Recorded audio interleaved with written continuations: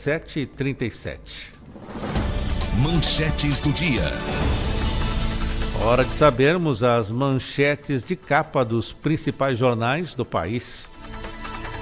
Correio Brasiliense. Demora de vistos dos Estados Unidos põe Itamaraty em alerta. O Estado de São Paulo, ex-delegado conhecido pela atuação contra o PCC, é morto em emboscada na Baixada Santista. Folha de São Paulo e Globo com o mesmo tema. Folha de São Paulo, ex-delegado-geral de São Paulo é morto com tiros de fuzil na Baixada Santista. O Globo, o delegado que investigou a cúpula do PCC, é executado em São Paulo. Diário do Nordeste. Mais de 1.200 jovens foram apreendidos no Ceará em 2025. Estado de Minas. Governo Trump ameaça com novas sanções. Jornal do Comércio. Estados Unidos restringem vistos ao Brasil para a Assembleia da ONU. À tarde. Estudo pioneiro visa evitar a transmissão vertical do HTLV-A. 0 hora. Inaugurada usina pioneira no estado destinada a gerar gás de uso industrial a partir do lixo. E o valor econômico. Companhias mantêm planos de crescimento, mesmo com um cenário de instabilidade. 7h39. Revista Justiça. De volta às notícias do Poder Judiciário, vamos agora com o repórter Luiz Pompe, que traz para nós que o Tribunal de Justiça de Alagoas inicia a campanha para a doação de brinquedos a crianças abrigadas. Doar brinquedos novos para crianças abrigadas em instituições de acolhimento de Alagoas é o propósito da campanha lançada oficialmente nesta sexta-feira pelo presidente do Tribunal de Justiça, desembargador Fábio Bittencourt. Organizada pela Coordenadoria da Infância e Juventude, SEIGE, a campanha recebe doações até o próximo dia 13 de outubro. Fábio Bittencourt conclama a comunidade a fazer doações. É mais uma campanha que o Poder Judiciário abraça em prol das crianças menos favorecidas. Está chegando o Dia das Crianças e eu queria que os magistrados, os servidores do Poder Judiciário e a sociedade em geral ajudassem em mais esta campanha que o Poder Judiciário promove em prol dos infantes e adolescentes que se encontram em situação de vulnerabilidade. Voluntária do Lar de Amparo à Criança, a advogada Mariana Toledo também está engajada na campanha denominada Doe Brinquedos, um gesto de amor que transforma o Dia das Crianças. O Dia das Crianças é uma data esperada por toda criança e também para as crianças que estão nas instituições, esperando um presente, um carinho. Então, essas campanhas, quando chega o Dia das Crianças, aumentam a ansiedade deles para receber um afago enquanto esperam suas famílias, né? A população pode contribuir com brinquedos novos nos seguintes pontos de coleta: no hall dos elevadores do Tribunal de Justiça, no Fórum da Infância e Juventude na Ponta Verde, no Fórum da UFAL, na recepção do Fórum da Capital no Barro Duro e nos fóruns do interior do Estado. Do Tribunal de Justiça de Alagoas, Luiz Pompe. E agora há pouco eu li uma manchete a respeito de uma doença, né? A HTLV-A. Aí eu fui dar uma pesquisada rápida aqui porque eu também não conhecia. É o vírus linfotrópico de células T humanas. É um retrovírus que infecta linfócitos T do sistema imunológico e é da família do HIV, mas não causa AIDS. Embora a maioria das pessoas infectadas não apresente sintomas, este HTLV ele pode desencadear doenças graves como a leucemia e o linfoma, que é o câncer, e problemas neurológicos conhecidos como RAM-TSP, que é mielopatia associada ao HTLV. Curiosidade, né, dessa manchete interessante a respeito da busca pela não contaminação por ela. Agora vamos falar sobre confissão informal durante abordagem policial. Ela é considerada válida pelo Judiciário Catarinense. O primeiro grupo de direito criminal do Tribunal de Justiça de Santa Catarina decidiu manter a condenação de um homem acusado de receptação de veículo furtado. O colegiado rejeitou o pedido de revisão criminal apresentado pela Defensoria Pública, que alegava nulidade da prova com base em uma confissão durante abordagem policial sem advertência sobre o direito ao silêncio. O caso teve início em 2015, quando o réu foi acusado de adquirir um veículo com conhecimento de sua origem ilícita, pois o automóvel havia sido furtado.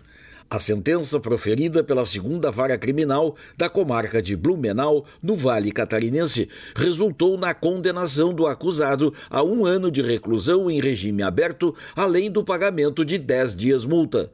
A pena foi posteriormente convertida em prestação de serviços à comunidade.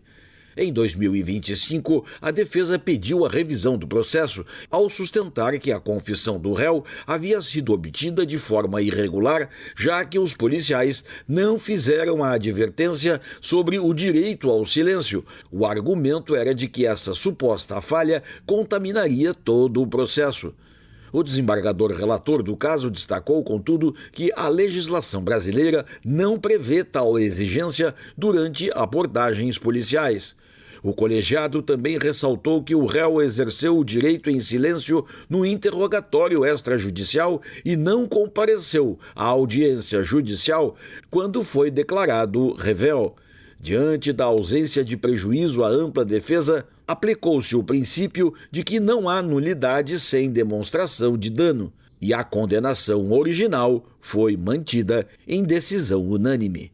Do Tribunal de Justiça de Santa Catarina, em Florianópolis, Marcelo Fernandes para a Rádio Justiça.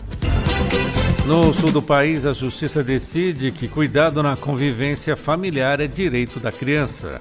A 11ª Câmara Cível do Tribunal de Justiça do Paraná determinou que o cuidado na convivência familiar deve ser tratado como um direito da criança. A decisão tomada em julgamento de recurso na Vara da Família e Sucessões de Campo Largo estabeleceu a necessidade de um plano de parentalidade para organizar responsabilidades, horários e a comunicação entre os pais. O entendimento destaca que a convivência não pode ser limitada a encontros esporádicos, mas deve garantir vínculos estáveis e cuidados efetivos. No caso analisado, ficou definido que a guarda será compartilhada, com a mãe mantendo a casa de referência para dar mais estabilidade aos filhos. O pai terá direito a passar os fins de semana com as crianças e acompanhá-las durante a semana após a escola. Também foi determinado um estudo psicossocial para auxiliar na avaliação da rotina familiar e no planejamento conjunto. A decisão se baseia em jurisprudências e na Lei 15.069 de 2024, que institui a Política Nacional de Cuidados. O tribunal ressaltou que a regulamentação da convivência deve priorizar a corresponsabilidade entre os genitores e a construção de vínculos afetivos consistentes, superando modelos de presença superficial e assegurando que o cuidado seja parte integral da vida das crianças. Rádio Justiça, de Brasília, Marcelo Della Libera. Agora 7h45. A partir de agora, no Revista Justiça, Ética e Justiça. Com a participação do Dr. Roberto Liviano, procurador de Justiça no Estado de São Paulo, doutor em Direito Penal e presidente do Instituto Não Aceito Corrupção. Bom dia, doutor Roberto. Bom dia, Sérgio. Bom dia aos amigos da nossa querida Rádio Justiça. Vamos aos temas de hoje, doutor Roberto. Começamos pela ONU, que incentiva a ampla participação popular no Dia Internacional da Democracia. Pois é. Inclusive, Sérgio, ontem houve uma celebração, Direitos Já, é uma organização que, pelo 12º ano, celebra o Dia Internacional da Democracia, e nessa ocasião, neste evento, foi recebida uma mensagem do secretário Guterres, que foi lida no evento. Foi um evento emocionante, marcante, com presenças importantes, como Almino Afonso, artistas, diversas organizações da sociedade civil, e essa mensagem do secretário-geral da ONU foi reverberada. É muito preocupante, Sérgio, que a democracia viva este momento crítico, não só no Brasil, como em todo o mundo. Essa mensagem do secretário-geral, ela é bastante importante e é extremamente importante que todos nós reflitamos a respeito de tudo isso. A democracia tem problemas, a democracia tem seus pontos vulneráveis, sem sombra de dúvida que tem. A democracia não é um sistema perfeito, não é um sistema imune às suas dificuldades, aos seus pontos vulneráveis, mas como já se disse, e é de conhecimento de todos, por mais imperfeita que seja, por mais dificuldades que tenha, jamais se criou, jamais se inventou sistema melhor do que a democracia. E eu diria a você, Sérgio, que este é o nosso maior patrimônio. Nos 40 anos da nossa redemocratização, o Estado democrático de direito é o nosso maior patrimônio. E o Supremo Tribunal Federal, ao responsabilizar quem atentou contra a nossa democracia, entra para a história do Brasil e do mundo escrevendo uma página de proteção à nossa democracia.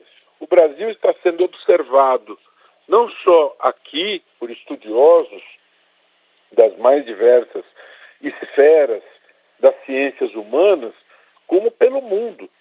Em recente entrevista ao Roda Viva, o professor de Harvard, Stephen Levitsky, enalteceu a importância deste julgamento para a proteção da ordem democrática aqui e no mundo, porque alguns, com interesses de criar outras narrativas, dizem que não é possível haver violações à ordem democrática sem o uso de tanques, sem o uso de fuzis, mas quem tem conhecimento estruturado a respeito deste tema sabe bem que não se dá mais golpe usando tanque, usando fuzil, e a verdade é que os autocratas, eles acessam o poder pela porta democrática, pelo meio das eleições, mas depois os pilares democráticos são enfraquecidos e as instituições são enfraquecidas. Portanto, no Dia Internacional da Democracia, que foi celebrado ontem, e é celebrado já há 18 anos por uma iniciativa da ONU, é momento importantíssimo de reverenciar a democracia, que sofre ataques, que sofre crises, que sofre problemas, não só no Brasil, como no mundo. Lembrando que ela é um patrimônio de todos, é um patrimônio intangível. Lembrando a importância que o bem jurídico, ordem democrática, representa para todos nós. Lembrando, aliás, que a Lei 14.197, que protege este bem jurídico sob o âmbito penal, é uma lei, Sérgio, que vigora no Brasil há apenas 4 anos. Não é? É normal que leis sejam atualizadas. O Código Civil, depois de 50 anos, o Código Penal, depois de tantas décadas serem leis que vão ser atualizadas, é normal e é uma prerrogativa do Poder Legislativo atualizar leis federais que ficaram defasadas diante de novas dinâmicas sociais. Isso é normal, isso pode e deve ser feito pelo Legislativo. O que preocupa é que uma lei jovem, que está em vigor apenas há 4 anos, que é a Lei 14.197, que define penas significativas, como devem ser, para quem transgride a lei, para quem viola a ordem democrática, sejam banalizadas, sejam ridicularizadas, sejam construídas narrativas, e fale-se com naturalidade em elaborar uma nova lei para diminuir estas penas com absoluta tranquilidade. A meu ver, isto pode caracterizar um abuso do poder de legislar, não é? Porque esta lei, ela não envelheceu, é uma lei muito nova, não é? E a lei, a gente sempre precisa ter clareza em relação a isso, Sérgio, quem está nos acompanhando, a lei, ela deve ser debatida, ela deve ser aprovada, ela deve vir ao mundo político para regular comandos, levando em conta a prevalência do interesse público e jamais a acomodação de interesses de A ou de B. Isso é a quebra do princípio da impessoalidade, isso é a quebra do princípio da moralidade administrativa, Isso é a quebra da prevalência do interesse público que deve nortear o debate legislativo, o processo legislativo.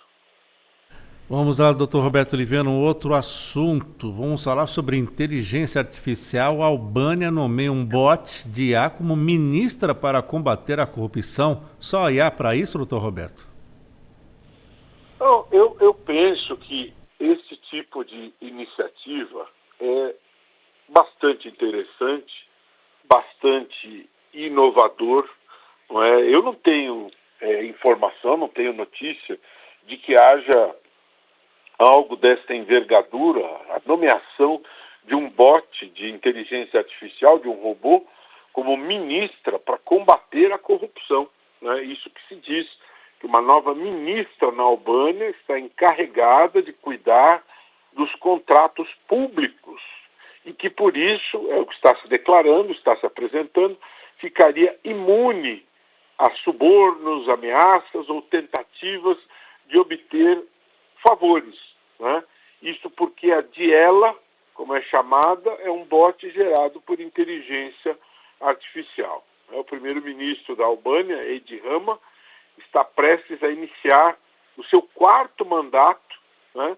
E ele afirma que o Diela administrará todas as licitações públicas nas quais o governo contrata empresas privadas para vários projetos. Né? E a Diela será o primeiro membro do gabinete que não está fisicamente presente, mas é virtualmente criado por inteligência artificial. Né? E então é algo que me parece inovador, né? Segundo o que está se dizendo, a tradução deste nome significa sol em albanês, né? E é interessante a simbologia desse nome, porque afinal de contas o melhor desinfetante é a luz solar, né? E ele vai ajudar a tornar a Albânia um país onde as licitações públicas são 100% livres de corrupção, é o que se pretende. Agora, óbvio, nós estamos falando do uso da inteligência artificial, mas é natural que será necessário a operação de operação de pessoas para o comando desses robôs, não é? Então, é necessário que nós observemos como que isto vai ocorrer, né? Como que será a supervisão humana. E o governo albanês não deu maiores detalhes sobre como isso vai ocorrer, não é? E quais os riscos de que alguém possa manipular este bot, não é? E eles sempre existem, não é?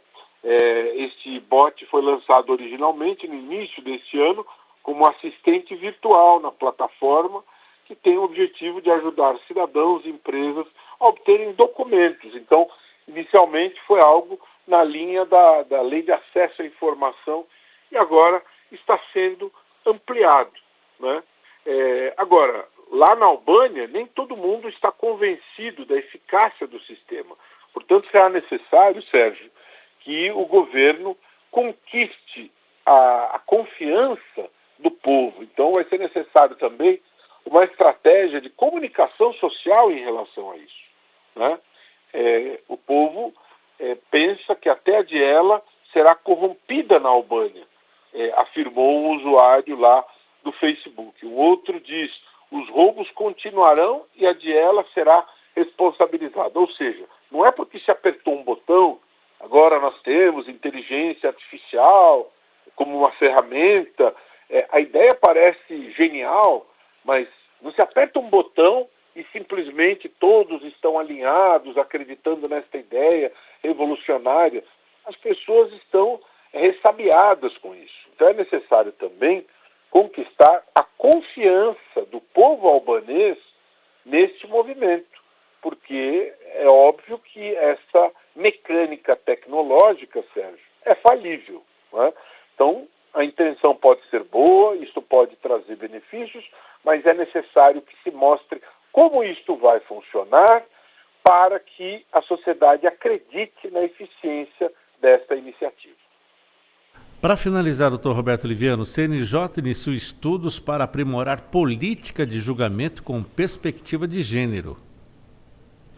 Muito bom, é muito positivo que o CNJ se preocupe com este tema. A conselheira Renata Gil, a relatora deste protocolo, não é? Eu penso que o CNJ deve se debruçar em relação a estes assuntos. É importante que as pessoas tenham clareza sobre a dimensão do papel do CNJ, que já está cumprindo uma jornada importante há mais de 20 anos no Brasil. Não é? Cada juiz, Sérgio, individualmente, ele vai desenvolvendo o seu papel, o seu trabalho em cada processo individualmente. E o Conselho Nacional de Justiça, quando foi criado em 2004, além de ter responsabilidades no âmbito punitivo por violações das regras por parte dos magistrados, mas o que se espera muito do CNJ é no âmbito do planejamento e no âmbito regulatório, não é? Para que os valores previstos na nossa Constituição Federal sejam valores implementados para que nós tenhamos um distribuir de justiça preocupado com esses valores inerentes à dignidade humana. Não é? Então, a perspectiva de gênero, a busca pela implementação da igualdade, a sensibilização dos magistrados na distribuição da justiça é um dos nortes a ser buscado. Não é? Então, essa é uma preocupação extremamente importante e que esse protocolo está sendo trabalhado pelo CNJ, está sendo feito através de uma espécie de laboratório, né? E eu penso que isso é muito importante, porque nós estamos lidando com isso como na perspectiva de uma mudança cultural, né? Então, é muito importante que isso seja realmente implementado ao longo do tempo, que em casos que a justiça vai examinando, isso seja trabalhado para que paulatinamente a sensibilização do sistema de justiça venha a ocorrer. É importante que nós tenhamos isso, até porque as ações afirmativas, elas estão presentes, é um norte da nossa Constituição Federal, ela está impregnada da ideia, desse parâmetro das ações afirmativas. Portanto, no momento em que o CNJ se preocupa com esse tipo de questão, está dando concretude aos valores essenciais da nossa Constituição Federal. Portanto, é um passo importante que se dá nesta direção. Este foi o doutor Roberto Liviano, procurador de Justiça no Estado de São Paulo, doutor em Direito Penal, presidente do Instituto Não Aceito Corrupção no quadro Ética e Justiça. Doutor Roberto, muito obrigado mais uma vez, até a próxima. Sempre uma grande alegria, sempre uma honra, um abraço e até a próxima. Agora 8h01, vamos para o intervalo rápido, porque na volta vamos falar sobre uma lei que impôs limitações à substituição das penas para crimes relacionados à embriaguez ao volante. Já vamos conversar sobre isso com o nosso convidado, o Dr. Marcelo Araújo, advogado especialista e professor de Direito de Trânsito. Não saia daí.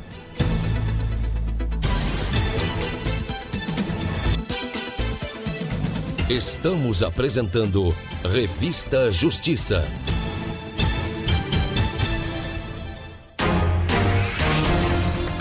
ZYS 898, Rádio Justiça, Brasília. FM 104,7 MHz, 20 kW de potência. Uma emissora do Poder Judiciário do Brasil. Na segunda-feira, dia 29 de setembro, a partir das 4h da tarde, a Rádio e a TV Justiça transmitem, ao vivo, a sessão solene de posse da presidência do Supremo Tribunal Federal e do Conselho Nacional de Justiça para o biênio 2025-2027. Sintonize FM 104,7 em Brasília ou acompanhe pelo site www.radioetvjustiça.com.br.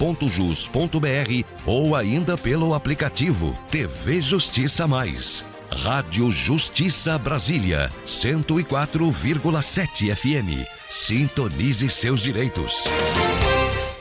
Rádio Justiça Brasília, 104,7 FM. Faixa jornalística.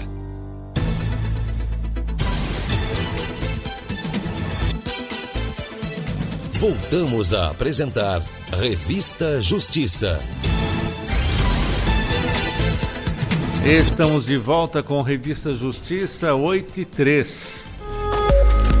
Revista Justiça. Entrevista. A Lei 14.071 de 2020 impôs limitações à substituição das penas para os crimes relacionados à embriaguez ao volante. Mas esse endurecimento da norma não pode ser aplicado nos delitos cometidos antes da entrada em vigência, pois isso violaria o princípio da irretroatividade da lei penal. Esse foi o entendimento do desembargador convocado para o Superior Tribunal de Justiça, Carlos Cini Marchionati, para decidir em favor de um homem condenado a 6 anos de reclusão em regime semiaberto por duplo homicídio culposo e lesão corporal na direção de um veículo automotor.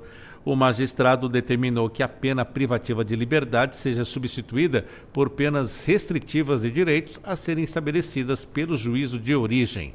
Sobre esse assunto, eu converso agora com o advogado especialista em direito de trânsito, Dr. Marcelo Araújo. Bom dia, doutor Marcelo. Muito bom dia, obrigado pelo contato aí, muito interessante essa decisão realmente. Interessante, e qual ponto então? A gente falando de caso concreto, que não se está advogando, respeitando uma questão ética, né? Mas é realmente um caso bastante interessante para se explicar o porquê dessa decisão. Então, a primeira coisa, a condenação nesse caso foi pelos artigos 302 e 303 do Código de Trânsito. O Código de Trânsito ele tem um capítulo criminal, que é o capítulo 19, e tipifica, no caso do homicídio da lesão corporal, apenas a forma culposa. Que é a forma culposa, aquela que é por imprudência, negligência ou imperícia, ou popularmente o que a gente diz não intencional, aquilo que não foi doloso, né, que não foi intencional. Então, nesse caso, quando a embriaguez ela está agregada, está junto com esse crime de lesão corporal e de homicídio, as penas elas foram aumentadas consideravelmente, e até o motivo foi interessante. No caso do homicídio, por exemplo, ele passa a ser de 5 a 8 anos de reclusão no caso do homicídio culposo, mas com a presença da bebida alcoólica. Por que se deu isso na ocasião? É porque o entendimento de que a bebida alcoólica associada a esse crime é sempre a tese de se foi doloso ou culposo, ou seja, se houve a previsibilidade ou, por consequência, o dolo eventual, que a gente chama, né, naquele no qual você anteveio essa possibilidade, porém ainda assim agiu dessa forma. Então, como ou você tinha uma pena muito baixa por ser culposo ou muito difícil de ser colocada a tese do dolo, foi colocada essa pena intermediária. Mas nesse caso concreto, o que de fato aconteceu? O fato concreto, ele se deu em 22 de setembro de 2018 e a Lei 14.071, ela foi publicada no mês de outubro de 2020, entrando em vigor em abril de 21. Portanto, praticamente 2 anos e pouco depois do fato ocorrido. E o que diz o artigo 44, inciso 1º do Código Penal? Se você tem o homicídio culposo, o crime na sua forma culposa, ele sempre poderia ser substituído por penas alternativas, penas restritivas de direito, mas não privativas de liberdade. Ocorre que essa Lei 14.071, ela acrescentou no Código de Trânsito o artigo 312-P, no qual ele excluiu desse benefício no caso do homicídio da lesão corporal no trânsito, os artigos 302 e 303. Porém, o entendimento que foi exarado nessa decisão, e que eu concordo particularmente, é de que apenas para fatos ocorridos após a vigência da lei. Portanto, o benefício de penas que não sejam restritivas de liberdade ainda aliás, de penas, né, que estabeleça a restrição de liberdade, o benefício do artigo 44, inciso 1º do Código Penal, se aplicou a esse caso por ele ter ocorrido pouco mais de 2 anos antes da vigência dessa restrição imposta pelo artigo 312b. Então, entendo que foi uma posição correta, até me causa espanto que desde o juízo singular isso já não tenha sido considerado, porque é um princípio básico, né, da legislação penal, de que a irretroatividade ela não se dá no caso de uma situação mais benéfica, assim como se fosse o contrário. Vamos supor que determinado crime tivesse uma pena alta em determinado momento histórico e depois venha ter sido reduzida essa pena, ainda que o fato tivesse ocorrido antes, ele vai ser beneficiado pela lei posterior. Isso é um princípio básico, né, da legislação penal. Doutor Marcelo, ainda sobre esta questão, uma outra curiosidade que nós sempre temos. A pessoa cometeu um acidente, homicídio culposo, lesão corporal, mas se for detectada a ingestão de bebida alcoólica, como é que fica essa situação hoje, pelo entendimento do judiciário? Como eu falei, houve um acréscimo, né, no parágrafo 2º do artigo 302, parágrafo 3º, 302 e parágrafo 2º do artigo 303, de que nesse caso a pena ela é bastante mais alta, como falei no caso do homicídio, de 5 a 8 anos. Se não há a presença do álcool no homicídio culposo, apenas é de 2 a 4 anos de detenção, sendo com a presença do álcool 5 a 8 anos de reclusão. Por isso que eu falei, se você tem a presença do álcool, mas é considerado doloso, aí você responde pelo Código Penal, artigo 121, presidente do Tribunal do Júri, né, o crime doloso contra a vida, você responde pelo Tribunal do Júri, aí a pena de 6 a 20 anos de reclusão. Então você veja que eu tenho essa variação, né, de quantidade de pena a ser aplicada, e nesse caso, com a presença do álcool, foi aumentada consideravelmente. Eu estou falando assim, presença do álcool, mas qualquer outro entorpecente, qualquer outra droga, né, que causa alteração psicomotora. A gente sempre se refere mais especificamente ao álcool, até pela dificuldade de detecção de outras substâncias. Aí a gente tem uma situação um pouco difícil, muitas vezes, de você demonstrar. No caso do álcool, a pessoa se recusa também a fazer o etilômetro, né, o popular bafômetro, mas outras formas de demonstração, seja andar cambaleante, hálito etílico, desajuste nas vestes, entre outras situações que poderiam demonstrar a embriaguez. E no caso, não necessariamente a embriaguez. Aqui eu também faço um parênteses para mostrar o entendimento. Quando a pessoa está com a quantidade de álcool superior a 3 decigramas por litro 3 miligramas por litro de ar alveolar, ela já está no crime de embriaguez do artigo 306. Ou quando ela tem vários sintomas, né, que demonstram que ela está sob estado de embriaguez. Porém, no caso do homicídio da lesão corporal, não necessariamente estar acima desse índice, desse limite do artigo 306, que é o crime propriamente da ingestão de álcool, né?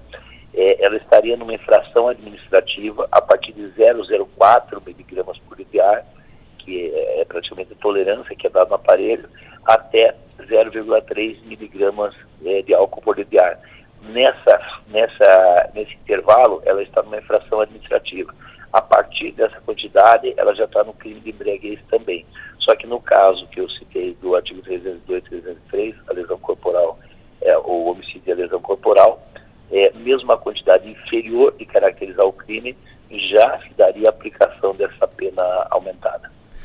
Doutor Marcelo, essa situação que houve a conversão em penas restritivas de direitos. O que são as penas restritivas de direitos para o nosso ouvinte compreender?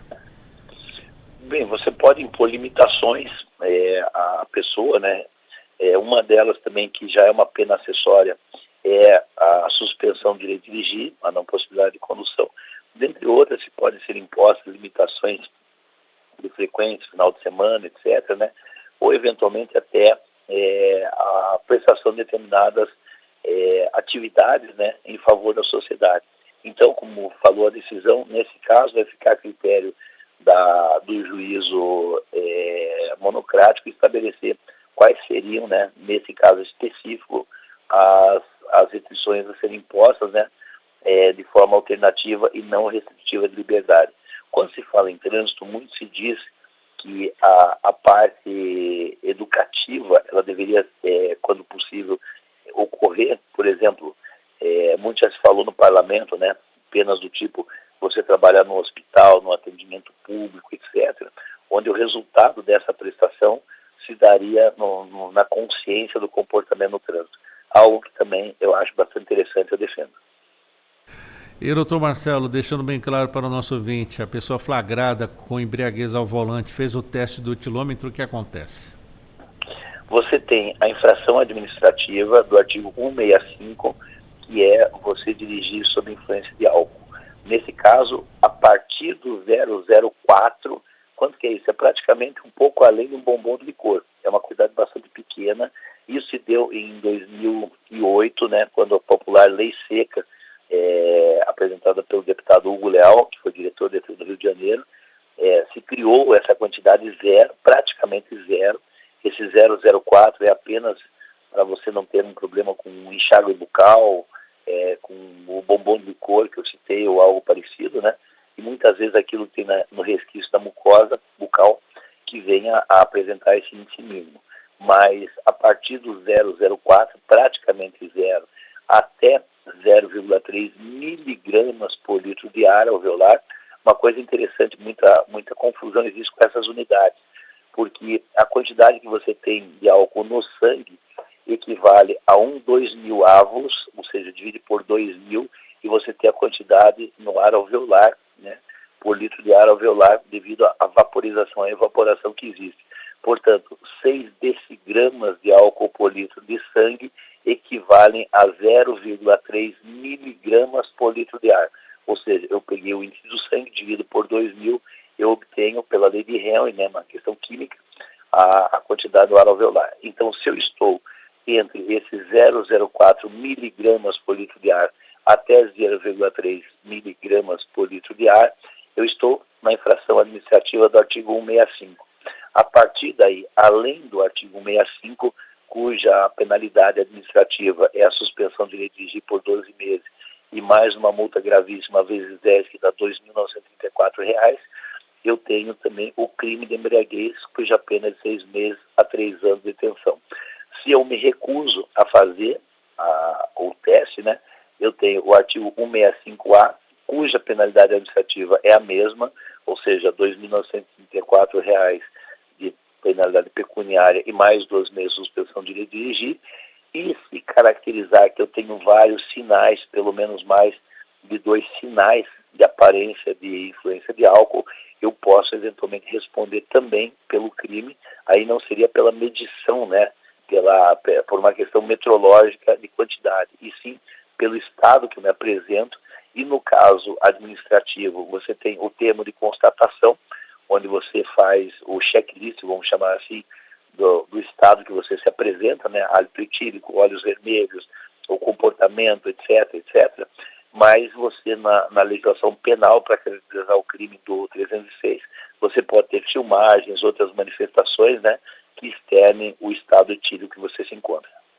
Agradecemos ao Dr. Marcelo Araújo, advogado especialista e professor de Direito de Trânsito, falando sobre a Lei 14.071 de 2020, que impôs limitações à substituição das penas para crimes relacionados à embriaguez ao volante, mas esse endurecimento da norma não pode ser aplicado nos delitos cometidos antes da entrada dessa lei em vigor.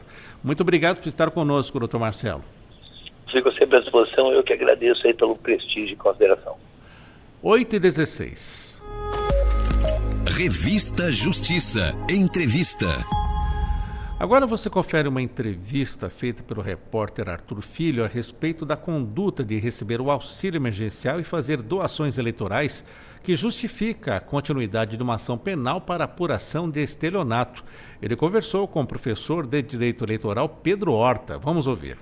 A conduta de receber auxílio emergencial e fazer doações eleitorais justifica a continuação da ação penal para a apuração de estelionato.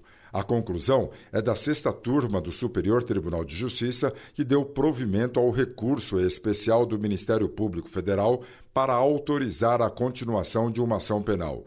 O processo havia sido trancado pelo Tribunal Regional Federal da 1ª Região, com sede em Brasília, que entendeu que o ato de doar para campanhas eleitorais por parte de beneficiários de programas sociais do governo federal não constitui por si só crime.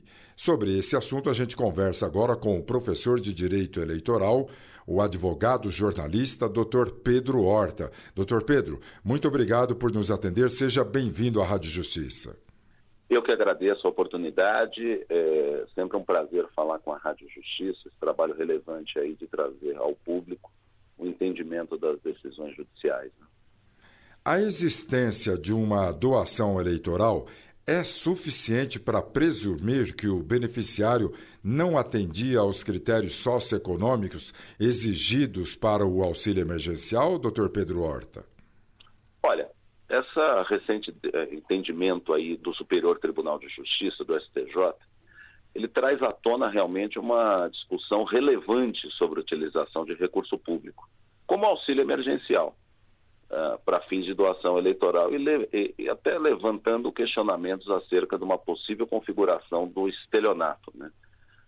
Do ponto de vista jurídico, na minha opinião, né, é crucial a gente analisar cada caso concreto aí para determinar a existência dessa eventual conduta criminosa.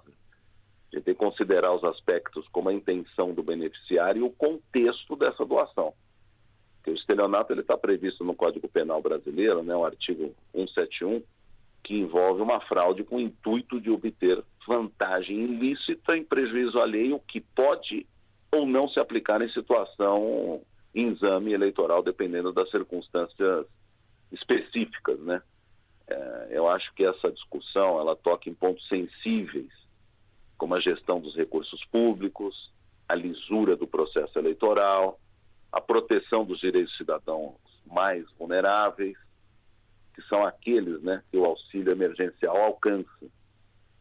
Então, essa transparência e responsabilização, para mim, são vigas mestras aí fundamentais para garantir que o recurso público ele seja utilizado conforme a sua finalidade, né?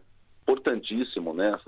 Essa decisão, ela sinaliza que destinar valores recebidos em auxílio emergencial, que ele vem para suprir necessidades básicas de quem está em vulnerabilidade, e ser feito uma doação eleitoral, pode caracterizar um desvio de finalidade e possivelmente um ato ilícito, né? Eu acho que o STJ, quando ele aborda esse tema, né, ele destaca a transparência e adequação do uso de recurso público, no que tange, para mim, a necessidade de respeito às finalidades específicas desse benefício, né? Acho muito importante essa discussão vir à tona, inclusive porque é uma coisa que eu falo muito no direito eleitoral,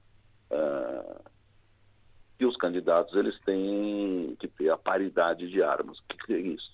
As mesmas condições para uma disputa eleitoral. Em tese, quem já está no cargo indo para uma reeleição, seja no legislativo, seja no executivo, ou até que não esteja indo à reeleição, mas apoiando um candidato que já trabalhou na máquina administrativa, já leva uma certa vantagem. É do jogo eleitoral, mas já leva uma certa vantagem. Agora, você ainda ter essa situação que você pode, através de auxílios emergenciais, através de destinação de verbas públicas, como do auxílio, como de aumento da propaganda eleitoral em época de eleição, a verba para publicidade, isso são coisas que tiram a igualdade de condições de uma disputa, principalmente para quem não está no cargo, né? Perfeito. Dr. Pedro Horta, e o critério de vulnerabilidade social pode ser relativizado para a realização de doações políticas de pequeno valor? Olha, eu acho que sobre esse tema, né, cabe, lógico, aos tribunais, em primeira instância, em segunda instância, avaliar com profundidade esses casos de modo concreto, né? Mas esse posicionamento do STJ, ele é um belíssimo indicativo de relevância de se observar, né, rigorosamente essa destinação de recursos públicos.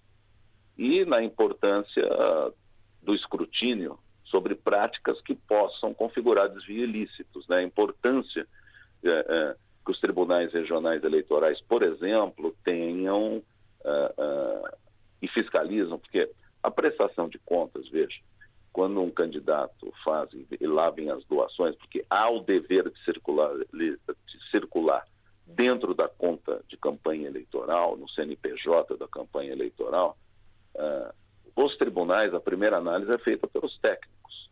Os técnicos que conhecem bem a matéria, que vão lá checar nota por nota, fiscal, doação por doação, checar os CPFs, os CPFs que estão fazendo as doações. Então, esse trabalho a gente tem que analisar e deve considerar as particularidades para cada caso. Mas, ao passo que você venha e configure que realmente a pessoa está abrindo mão da sua vulnerabilidade para se fazer uma doação eleitoral, eu acho que exceção não é moralmente, na minha ótica, correto. Mas a exceção é se aquele que recebe auxílio emergencial é candidato, porque ele pode doar dentro daquele limite, do limite dos ganhos no ano anterior, ele pode limitar uma parte daquilo e fazer a sua própria campanha. Veja, moralmente não é bacana, mas não é, para mim, não vejo correto. Você está precisando de auxílio e está usando aquilo com uma finalidade até pensada no ano anterior eleitoral. Se vê, você também não pode limitar aquele que está em condição de vulnerabilidade por ter uma liderança política, às vezes até da vulnerabilidade. As redes estão aí fazendo as pessoas famosas, né? Ele ser candidato. Então, você tem que ver muito bem. Eu acho que o único caso, na minha ótica, que daria uma exceção é se ele mesmo for candidato. Aquele do auxílio, que no ano anterior comprove que realmente ele teve os gastos de auxílio e fez uma pequena economia. Se forem valores não substanciais, sendo ele o candidato, tranquilo. Agora, não sendo o candidato, fazer uma doação a terceiro, me parece até uma incúria na gestão do recurso próprio, né? Porque se está em vulnerabilidade, todo recurso que ele tem que guardar, e se conseguir economizar alguma coisa, guardar para o sustento próprio. Então, os tribunais têm essa missão aí na prestação de contas, que segue depois para as cortes eleitorais, de fazê-lo, né? Porque disso decorre outras situações do direito eleitoral. Eu coloquei uma pessoa do sexo feminino para ser candidata, e ela usou uma pequena parte do auxílio e o fundo partidário veio. Ela fez campanha, senão é fraude de cota. Então, tem que ter esse desenho muito bem dado, e as cortes regionais, no seu quadro técnico, ela tem um olhar fixo muito bem colocado para a questão de contas eleitorais. E também, depois, quando passa-se ao julgamento das contas, com as recomendações da área técnica, tem o Ministério Público, com a sua experiência como fiscal da lei e da lisura do processo, como também fazer os questionamentos, o candidato volta a responder, e aí sim vai para julgamento, e dependendo do que se der no julgamento, segue para a corte maior, que são as cortes eleitorais. E ainda tem a questão do TSE, que é o Tribunal Superior Eleitoral, e em qualquer uma dessas esferas pode ainda o Ministério Público, ou o candidato, ou coligação que disputou aquele pleito, ainda requerer as devidas ações cabíveis do âmbito penal, que daí vão para a corte especializada, saída do direito eleitoral. Então, realmente, há que se fazer, o tema ele é variado, né? Ele varia para situações, como você pode ver, mas cabe aos tribunais avaliar com profundidade os casos concretos, né, para não dar um alijamento também de disputa porque está em situação de vulnerabilidade, que ele não tem uma consciência crítica, que não possa contribuir com o exercício do mandato, chegando até lá, né? Porque as condições de vulnerabilidade, o Brasil tem várias, de repente, e merece esse setor também ter alguém que os represente. Então tem que ter muito cuidado. Há uma necessidade dessa avaliação cuidadosa que eu recomendo, né? Estamos conversando com o jornalista, professor de Direito Eleitoral, advogado Dr. Pedro Horta. Ele que fala a respeito da conduta de receber auxílio emergencial e fazer doações eleitorais. Dr. Pedro Horta, o direito à assistência social, ele pode ser restringido em razão de atos políticos ou ideológicos, como doações eleitorais? Eu acho que a legislação, ela pode... Veja, a norma, né, que trata do tema, eu acho que ele, em detrimento da assistência social ou beneficência de uma pessoa, eu acho que ela, até por ser uma conduta que eu entendo até que grave, né, já que a pessoa está fazendo doação para a campanha eleitoral, apesar de precisar de dinheiro para necessidade básica, esse comportamento, em tese, né, não apenas a ausência do requisito que justificaria o recebimento do benefício, mas também ele configura uma possível utilização fraudulenta de recurso público, né, para fins diversos, que devem ser apuradas em circunstâncias nessa respectiva ação penal que o STJ está dando curso.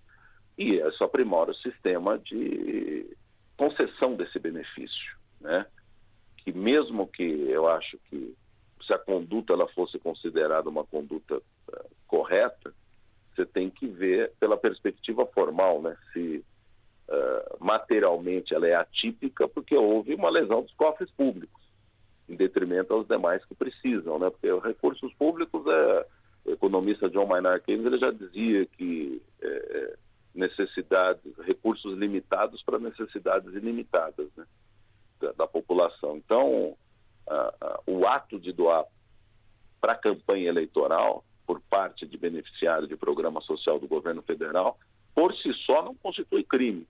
Você tem que fazer essa investigação do âmbito das prestações de contas, a conduta, né? Para mim particularmente é grave, né? Já que a pessoa faz doação de campanha eleitoral apesar de precisar de dinheiro para suas necessidades mais básicas.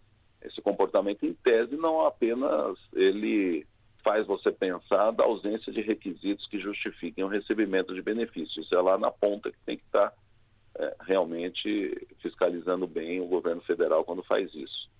Mas também essa fraude pode ser uma fraude de recursos públicos, né? Então tem que se investigar mesmo.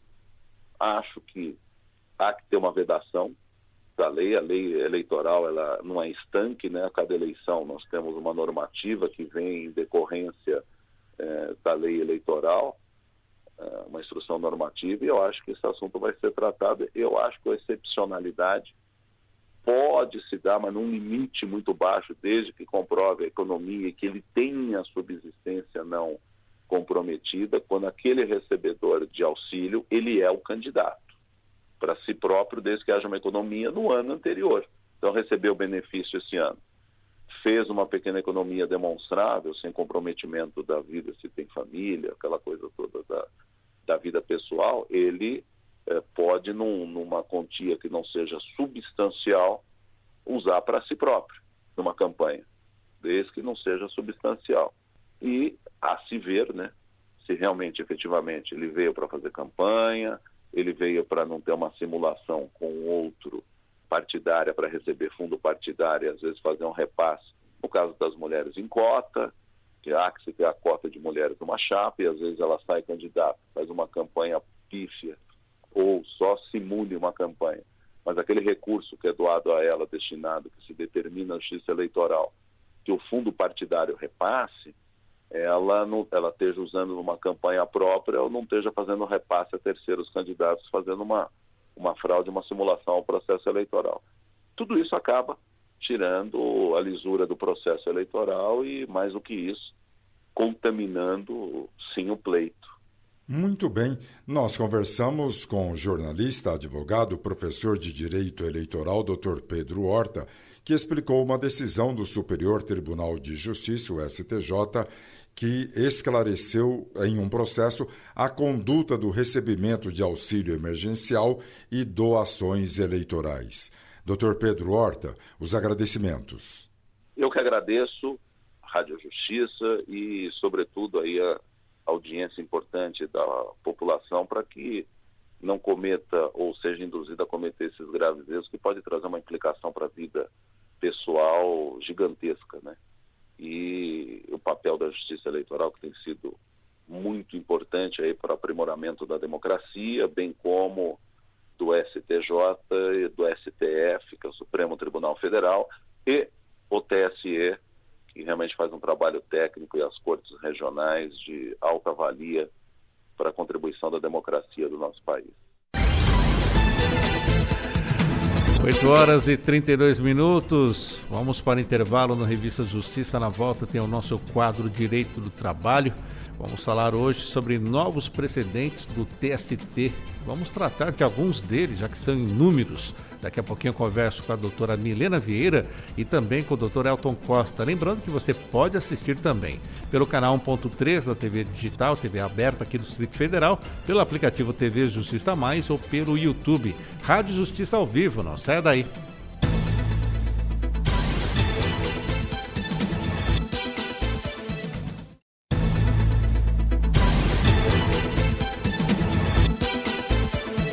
Voltamos a apresentar Revista Justiça. Estamos de volta com Revista Justiça, 8h35. A partir de agora, no Revista Justiça, Direito do Trabalho. O Tribunal Superior do Trabalho tem firmado novos precedentes importantes que impactam diretamente a rotina de empresas e trabalhadores. Entre os temas em debate estão o direito ao adicional de periculosidade do vigia, a aplicação imediata da reforma trabalhista de 2017 nos contratos em curso e ainda critérios para a caracterização de insalubridade em instalações sanitárias de uso público ou coletivo. Para analisar as repercussões jurídicas e práticas desses julgados do direito do trabalho, estamos recebendo hoje a advogada Milena Vieira, ela que é especializada em Direito do Trabalho e Processo do Trabalho, conselheira seccional da BDF, mediadora e conciliadora do TJDFT, além de pesquisadora do Núcleo de Estudos da USP sobre Direito do Trabalho. Bem-vinda, doutora Milena, bom dia. Bom dia, obrigada. E também está conosco o doutor Elton Costa, advogado trabalhista e desportivo. Ele é mestre em Direito Desportivo Internacional, professor palestrante, autor e coordenador de livros e artigos jurídicos. Bom dia, doutor Elton. Bom dia, Sérgio. Bom dia a todos na rádio. E, mais uma vez, muito obrigado pelo convite. Doutor Elton, começo com o senhor mesmo. Afinal, precedente. O que é um precedente, doutor Elton? O que é um precedente, né? Para começar para muita gente que estuda Direito ou estudou na minha época, a gente não, pelo menos na faculdade, na minha época, a gente não estudou precedentes da forma como eles são aplicados hoje em dia. Que a gente pode dizer que essa sistemática dos precedentes, ela foi trazida pelo Código de Processo Civil, que não estava em vigor na época que eu estudei. Mas a gente vai lembrar, na época da faculdade, pelo menos da minha, das súmulas vinculantes do STF. Né? Elas foram criadas pela Emenda 45 de 2004 e naquela época já se discutia o quê? O STF queria que as decisões que ele proferia não fossem desrespeitadas em outras instâncias. Então, quando ele gerava um entendimento que não teria que ser superado, ou seja, que os juízes, os ministros que aplicassem, que fossem decidir causas similares, não pudessem dizer, olha, a gente vai decidir de forma diferente, ele criou o que a gente chama de súmula vinculante. Então ela passou a ser uma decisão que firmava um precedente, né, por assim dizer, e impedia que o magistrado pudesse reanalisar aquela questão sobre um outro ponto de vista, ou pelo menos dentro daquilo que já tinha sido discutido. Isso era um precedente. A súmula gerava um precedente, a súmula vinculante. E aí o STF editava súmulas à torta e à direito para evitar que a gente tivesse decisões que discordavam de, infindáveis discussões jurídicas que chegavam naquele ponto. Só que aí, considerando que outros tribunais também tinham essa necessidade de firmar entendimentos sem que eles pudessem gerar novas ações judiciais, e aí de novo a gente fala em meio que atravancar o processo judicial, os relatores do Código de Processo, novo Código de Processo Civil de 2015, entenderam o seguinte: vamos usar uma sistemática que já era aplicada em outros ordenamentos jurídicos internacionais, eu falo aqui dos Estados Unidos, da Inglaterra, chamada binding precedents, que seria um precedente vinculante. Essa palavra binding é de vinculação. Então, quando você tem um entendimento, ele acaba vinculado àquilo que é jogado naquela decisão ali, e aí ninguém vai poder pensar diferente, né? E o CPC trouxe isso no artigo 927 e criou os precedentes vinculantes.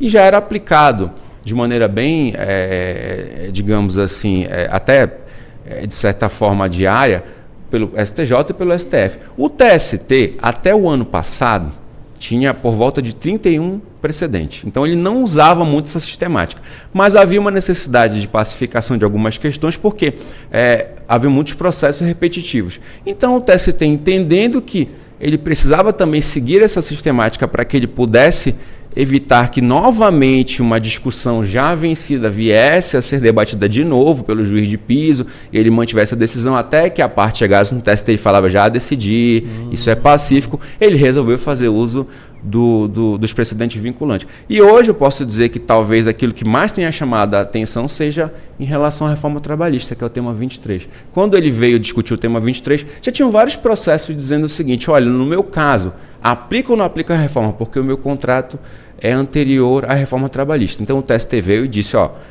aqui é tudo reforma trabalhista. A partir daqui é tudo reforma trabalhista. Então quando você chega na primeira instância, você já não vai discutir novamente. O magistrado de piso vai dizer assim, não, eu acho que não é reforma, porque o precedente, o tema 23 já diz isso. E foi o precedente vinculante que eu diria que nesse meio tempo ele foi o mais relevante até então. E para a senhora, doutora Milena, e os precedentes ajudaram bastante a reduzir a demanda judicial, porque já há um definido ou não? Sim, é exatamente isso. A questão principal é quando o TST ele consegue identificar vários processos no país e esses processos eles têm o mesmo tema em comum. Só que a questão principal, a controvérsia, é quando os tribunais eles começam a decidir de forma divergente. Então, o precedente ele chegou justamente para minimizar, né, a quantidade de processos que hoje em dia a gente já tem e definir, de fato, uma jurisprudência. O objetivo do TST é a uniformização da jurisprudência em si. E dito isso, hoje a gente tem decidido, essa semana passada, por exemplo, foram mais de 8 precedentes. E isso faz, assim, com que tenha a segurança jurídica tanto para os empregados quanto para as empresas. Porque quando a gente tem uma tese já fixada, fica mais tranquilo a gente já ter a garantia jurídica para quando a gente ajuizar uma ação dizer, realmente o TST tem decidido dessa forma. Logo, os tribunais e o juiz, eles não podem decidir ao contrário. Por isso que se chama o precedente, né, que ele é vinculante. E agora, pegando o gancho até o que o Dr. Elton falou, o tema 23 realmente ele foi de suma importância. Sim. Ele foi julgado pelo TST, mas está com um recurso extraordinário pendente de julgamento, né? Porque as partes recorreram. E esse tema 23, sobre a reforma trabalhista, parece um pouco complicado quando a gente lê a tese, que a tese ela diz: a lei da reforma trabalhista possui aplicação imediata aos contratos de trabalho em curso, passando a regular os direitos decorrentes de lei cujos fatos geradores tenham se efetivado a partir de sua vigência. Explica para nós tudo isso então, doutora. Você lê assim e fala, meu Deus, exatamente, o que é isso? Pode parecer até um pouco técnico, mas à primeira vista, né? Mas na prática é muito simples. Depois da reforma trabalhista, que aconteceu em novembro de 2017, aquelas pessoas que tinham sido contratadas anteriormente, como que faz o contrato de trabalho dela? A gente vai aplicar a lei vigente ou a lei antiga? Então, eis era a discussão, porque tinham duas posições antigamente, né? A primeira opção era que uns tribunais, uns juízes defendiam que quando a pessoa ela foi contratada, por exemplo, no ano de 2000, no momento em que ela ainda está vigente o contrato, o direito ele se adquire, então é o direito adquirido. Logo, deveria ser aplicado ainda na época a lei anterior à reforma trabalhista. E já tem outros tribunais, que eram opiniões divergentes, que diz que não se sustentava a aplicação do regime jurídico, né, do direito adquirido. E sim, quando a lei ela muda, ela passa a valer de imediato. Ou seja, a partir da reforma trabalhista, que foi um marco muito grande, até porque tiveram várias mudanças na legislação, a partir daquele momento, aplica a lei da reforma trabalhista, né? E foi nesse cenário que o TST ele definiu essa tese 23. Um exemplo prático, por exemplo, que dá muita importância é o adicional de periculosidade. antes da reforma trabalhista, o adicional de periculosidade, ele era calculado sobre a natureza salarial. O que seria isso? O que inclui, no caso, comissão, horas extras. Então, o adicional de periculosidade, que é calculado sobre 30%, né, sobre essa natureza salarial, ela ficava muito mais onerosa para a empresa e, consequentemente, mais benéfico para o trabalhador. Depois da reforma trabalhista, mudou. Depois da reforma, foi o salário base. Ponto, acabou. Então, e aí, qual que a gente aplica, né? Inclusive, a gente teve até um caso, né, doutor Elton, do escritório. A gente teve uma discussão em relação a essa questão da aplicação da periculosidade, no sentido de que quando teve algumas modificações na lei para alguns funcionários, para algumas pessoas que tinham uma periculosidade de maneira que era própria daquela categoria, por mais que não fosse uma questão do tema 23, porque o tema 23 fala de reforma trabalhista, ele não fala das leis gerais, no caso. Então, qual foi a discussão? Disseram o seguinte, essa categoria está nessa lei. Então, se você foi contratado nessa lei, foi demitido mesmo depois da reforma trabalhista, você vai aplicar a lei antiga. E o magistrado de piso falou assim, não, vamos aplicar a lei antiga aqui.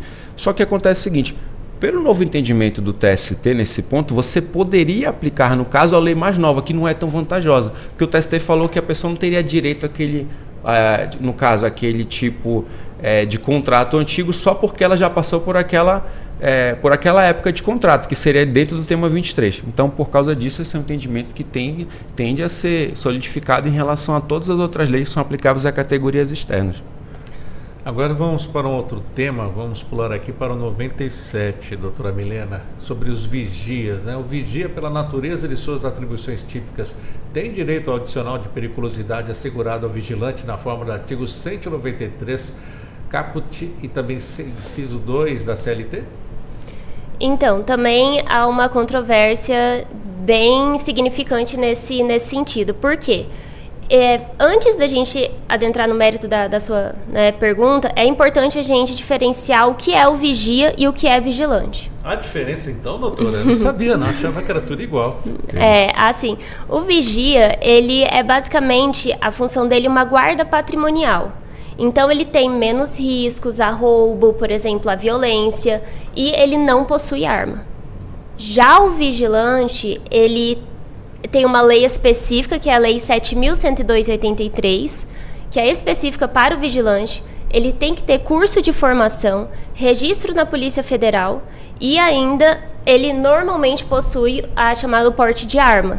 Então, consequentemente, se ele já possui o porte de arma, você pode já dizer que ele possui um risco mais acentuado. Por isso que o vigilante ele tem direito ao adicional de periculosidade.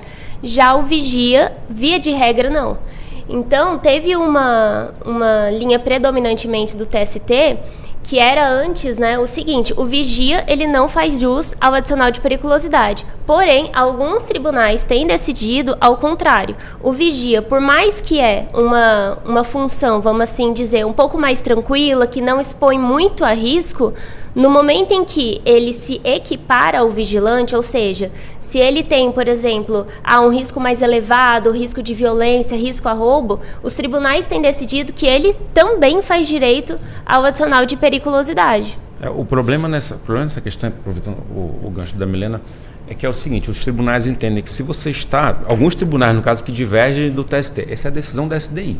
A SDI entende que você só pode receber periculosidade se você estiver usando a arma. Porque quando você está usando a arma, você seria, pelo criminoso que pretende assaltar o estabelecimento, você seria, no caso, a ameaça a ser eliminada. Então você está mais exposto ao risco de morrer, porque você está usando a arma. Então se o vigia me vê, o vigilante, no caso, armado me vê, eu vou ser alvejado. Então o que ele entendeu? Essa pessoa está mais exposta. Só que isso é o entendimento da SDI, decisão do ministro Aloysio, e ela vem sendo aplicada pelas outras turmas. Só que algumas turmas dizem o seguinte, se ele está protegendo o patrimônio, ele também está exposto, por mais que ele não esteja usando arma. Só que o problema é que isso está à revelia da lei, porque o 193 da CLT, ele diz que você tem que usar arma para receber periculosidade. E aí, nesse ponto, minha ressalva, os tribunais e até algumas turmas do TST entendem que a lei está sendo complementada pelo entendimento, no caso, que é ali em relação à situação em concreto. Você quer, no caso, furtar ou roubar alguma coisa, e aí, quando você vê alguém que está ali vigiando, você também vai atacar. Falo vigiando, não vigilante, que seria pela lei seria o que está armado. E você vai ter que eliminar aquela pessoa de qualquer forma, mesmo não estando usando arma. Então ele estaria exposto ao mesmo risco de alguém que está usando arma, então ele vai receber periculosidade. Esse é o entendimento de algumas turmas. É uma divergência de algumas turmas, embora você já tenha a decisão da SDI, que não é cumprida por essas turmas. E aí o TST trouxe o precedente para que ele pudesse finalmente resolver essa questão. Afinal de contas, a periculosidade é para quem usa a arma ou para quem só simplesmente protege o patrimônio mesmo sem usar o revólver, a arma de fogo. E como é que ficou isso então? Ainda vamos decidir. Vai ser um debate muito importante, porque muitas categorias de pessoas que trabalham fazendo segurança patrimonial recebem periculosidade mesmo sem uso da arma de fogo. Isso é uma garantia legal, a periculosidade para quem usa arma de fogo. Então, havendo esse entendimento, pode haver uma mudança massiva, se for positiva, para o lado do trabalhador, de gastos para pessoas que, na verdade, não deveriam receber, pelo menos diante da lei, aquele adicional, porque a pessoa não está usando arma de fogo. Então, pode haver uma mudança significativa em relação ao passivo que você vai pagar para alguém a título de periculosidade, porque o valor é um valor significativo. Mais algum comentário ainda, doutora Milena, sobre esse caso, antes da gente pular para o próximo tema? Então, inclusive, nós tivemos até um caso bem interessante no escritório, né, que foi um processo exatamente sobre isso. Então, o reclamante ele trabalhava como vigia em um determinado clube, e na audiência de instrução foi comprovado efetivamente, por meio de testemunha, que ele não utilizava arma de fogo. E é aquilo que o Dr. Elton acabou de falar. Se o reclamante não utilizava arma de fogo, o porte de arma por si só e a não utilização já reduz o risco. Então, tem essa controvérsia do adicional de periculosidade e o TST, ao fixar, né, essa tese número 97, ao fixar essa tese 97, é muito interessante justamente porque vai precificar, no momento em que precificar, a gente vai já ter uma segurança jurídica, inclusive para os nossos clientes. Vamos para um outro tema, que é a utilização, os critérios, na verdade, para a caracterização da insalubridade em instalações sanitárias de uso público ou coletivo. Estamos falando agora do tema 33, doutor Elton. Perdão, que a secura às vezes pega a gente de surpresa. Essa questão do tema 93 em relação ao uso do banheiro de grande circulação, qual é digamos, o X da questão aí? É porque muitos tribunais têm um critério próprio do que eles consideram um banheiro de grande circulação. Então, veja, eu tenho 100 funcionários que fazem limpeza, certo? E eu tenho 100 banheiros. Em tese, eu teria um funcionário para cada banheiro. Para algumas pessoas, essa quantidade de funcionários, no caso para alguns juízes, ela é suficiente para dizer que, muito embora possam entrar, 1.000 pessoas, uma pessoa limpa a cada banheiro e fica exposto, no caso, à insalubridade de 100 pessoas que acessam aquele banheiro. Então, para essas pessoas, mesmo essa quantidade de limpeza, tendo um funcionário para cada banheiro, caracterizaria isso, como um banheiro de grande circulação. Mas algumas turmas do TST, por exemplo, o Ministro Douglas, tem um entendimento também que, dependendo da quantidade de funcionários que limpam, por exemplo, 10 funcionários que limpam um banheiro, isso não fica de grande circulação, porque aquela pessoa não vai o tempo todo limpar o banheiro e, por exemplo, 100 pessoas usando, para ele aquilo não caracterizaria. Por quê? Porque você tem uma quantidade grande de pessoas limpando. Só que o problema para alguns o critério é a quantidade de pessoas que limpam, para outras o critério é quantas pessoas usam o banheiro. Então, como é feita a exposição? Afinal de contas, quantas pessoas estão usando o banheiro, portanto, deixando ele mais insalubre, ou quantas pessoas fazem essa limpeza e conseguem que ele esteja limpo para que a outra pessoa use e ele não esteja tão insalubre. Então, a discussão é uma discussão muito técnica, ela entra nessa questão da quantidade de efetivo que eu tenho de pessoas para fazer a limpeza do banheiro, né? E também como é que eu meço o grau de insalubridade daquele estabelecimento. Se o banheiro, por exemplo, é um banheiro de hospital, a gente já sabe que tem a questão da insalubridade hospitalar, que é muito maior, porque as pessoas com doença vão acabar acessando. A pessoa está ali na emergência, e aí ela está doente, vai usar e pode contaminar outra pessoa que vai lá, inclusive quem está limpando. Aí seria, no caso, um banheiro insalubre simplesmente pelo próprio ambiente. O problema é que tem gente que recebe, e aí algumas pessoas falam, mas é muita gente limpando. Ou então, não é tanta gente que acessa. Aí a gente tem que ter essa resolução, tem que ter essa discussão. Porque senão, cada tribunal dizendo uma coisa, aí tem tribunais que pagam e tribunais que não pagam dentro dos mesmos critérios. Não, para mim não é, outro não é. O TST pegou e falou, vamos pacificar? Se cada turma diz uma coisa, eu preciso tentar fazer um precedente vinculante para resolver de fato. O que é banheiro de grande circulação? Então essa é a pergunta. Eu também não sei responder diante daquilo que eu já vi de tantos questionamentos, mas eu entendo que tem que ter uma razoabilidade aí para que o jurisdicionado, a pessoa que explora a atividade, possa saber, eu pago ou não pago a pessoa. Porque muita gente faz o quê? Manda embora, porque tem que pagar a insalubridade. Depois entende, vem um técnico e fala assim, isso aqui não é insalubre. Manda embora a pessoa e contrata outra e não pagando. Então precisa ter essa segurança para que a pessoa possa definir isso de uma vez. Resumindo então, doutora Milena, o que temos agora com o tema 33? Já temos os critérios definidos? Ainda não, não temos, mas o caso ele é bem prático, né? Que é justamente isso, em quais situações de banheiros a limpeza de banheiro dá direito adicional de insalubridade. Porque a súmula 448, inciso 2, ela já dizia que é devido ao adicional de insalubridade. Mas quando se trata de instalações sanitárias de uso público ou coletivo de grande circulação. Mas o problema sempre foi exatamente o que o Dr. Elton falou. O que significa grande circulação? Qual o critério? Então, por exemplo, nós temos hoje um restaurante pequeno, considerado pequeno. Será que a pessoa que limpa lá, ela vai receber o adicional de insalubridade ou não? Qual o fluxo de pessoas que passam ali diariamente no restaurante? Então, era algo muito subjetivo, né? Então, no momento em que há diversos julgados divergentes, uns achavam que, por exemplo, o fato de alguns TRTs, a camareira de hotel, faxineiro de academia, não teria o direito adicional, outros tribunais também já achavam que teria o direito ao adicional de insalubridade. O adicional de insalubridade, só contextualizando, ele é sobre o direito de salário, ele é sobre o salário mínimo calculado, que pode variar entre 10, 20 ou 40%. Não sobre o salário básico. Não sobre o salário básico, que é diferente do adicional de periculosidade. Inclusive, nesse processo, né, o Ministério Público do Trabalho, ele foi chamado para se manifestar nesse tema e ele disse que realmente seria interessante essa questão do critério objetivo. E nesse parecer jurídico, ele até sugeriu ao Ministério Público que, por exemplo, banheiros coletivos com empresa de mais de 20 empregados teria que receber o adicional de insalubridade. Então, essa controvérsia foi muito importante, o TST ter suscitado esse tema para resolver de fato. Afinal, a partir de quantos funcionários, como que vai ser, qual vai ser a aplicabilidade nisso, no caso em concreto? Está certo, vamos aguardar, né, doutor Elton, essas definições desses temas tão importantes até, tanto para os trabalhadores como para os advogados dos trabalhadores e as empresas também com segurança jurídica. Com certeza. Exatamente. Conversamos hoje aqui no quadro Direito do Trabalho sobre estes precedentes importantes do TST.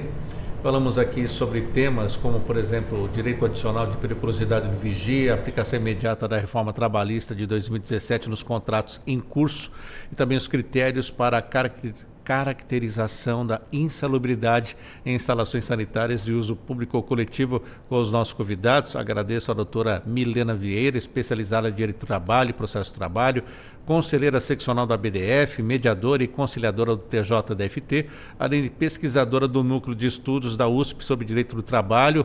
Mais uma vez, bem-vinda pela primeira vez aqui. Depois da primeira vez, os convites serão mais frequentes, viu, doutora Milena? Obrigado. Obrigado você pelo convite, pode deixar, viu?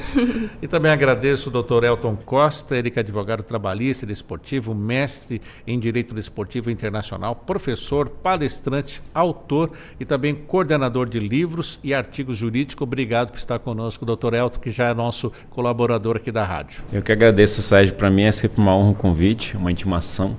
E fico à disposição da rádio sempre para que a gente possa debater esses temas tão importantes para o cidadão, para os advogados, colegas advogados e para a sociedade como um todo, né? Que a gente possa ter sempre debate que acresçam ao direito aí pela rádio. Muito obrigado mais uma vez. E assim fechamos o Revista Justiça de hoje. Apresentação minha, Sérgio Duarte, edição da Camila Rodrigues, produção João Paulo Bezerra, trabalhos técnicos Luiz Alves, coordenação de jornalismo Bárbara Michelini, Secretaria de Comunicação Social, Supremo Tribunal Federal. Você fica dentro de instantes com a transmissão da sessão plenária do TST. Um ótimo dia para você e até já.